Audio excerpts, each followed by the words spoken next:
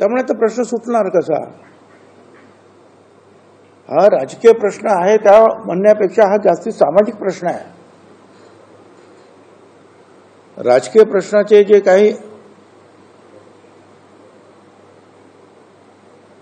परिणाम आहेत ते कदाचित ताबडतोब लवकर भरून निघतात, पण सामाजिक प्रश्नाचे जे काही गंभीर परिणाम होतात त्याच्यामध्ये लहान माणसं, गरीब माणसं फार होरपळून जातात आणि तो त्या दृष्टीनेच सोडवायला पाहिजे. आणि त्यासाठी सर्व पक्ष एकत्र आल्याशिवाय गत्यंतर नाही असं माझं मत आहे.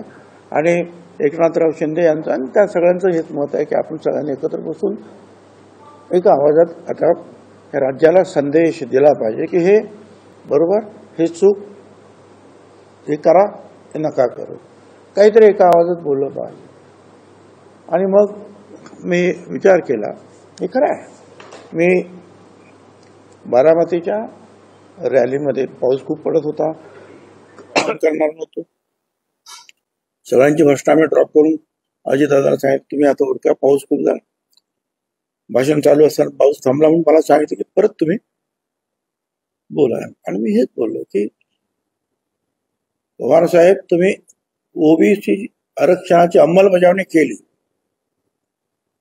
या महाराष्ट्रामध्ये, पहिल्यांदा केली.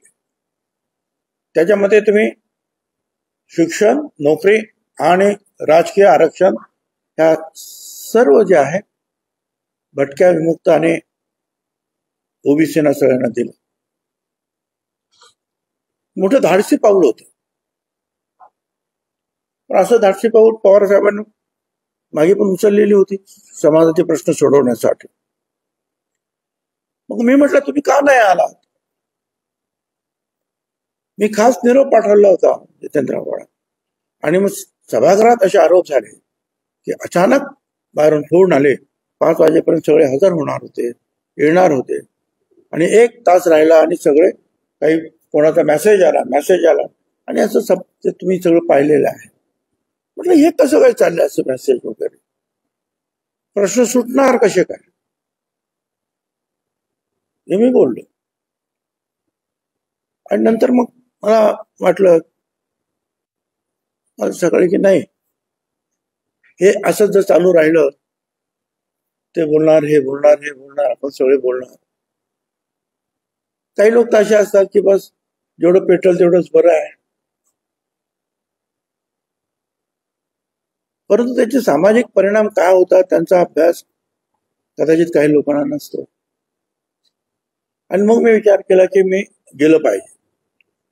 आता म्हटलं फक्त माहिती घेतली, साहेब आहेत का घरी? साहेब आहेत घरी. कोण कोण भेटायला येणार आहेत? तर मिलिंद नार्वेकर येणार आहेत आणि दुसरे एक उद्योगपती येणार आहे. किती वाजता येणार आहेत? 10 वाजता. ठीक आहे. म्हणजे म्हटलं 10 वाजता साहेब बाहेर आले त्यांना भेटायला की आपण त्याच वेळेला 5-10 मिनिटं उशिरा आपण तिथं बसलो जाऊन तर आपल्याला ते भेटणार. पण मी गेलो तेव्हा मिलिंद नार्वेकर आणि सदानंद सोळे हे बाहेरच बसलेले होते. आणि मला त्यांनी सांगितलं की साहेब झोपलेले आहेत. त्यांची 10ची अपॉइंटमेंट होते. 10:30 आले, 11:45 वाजेपर्यंत मिलिंद नार्वेकर आणि आम्ही दोघे बसलो. नंतर मिलिंद नार्वेकरांना सदानंद सुळेचा आत्मा निरोप आला.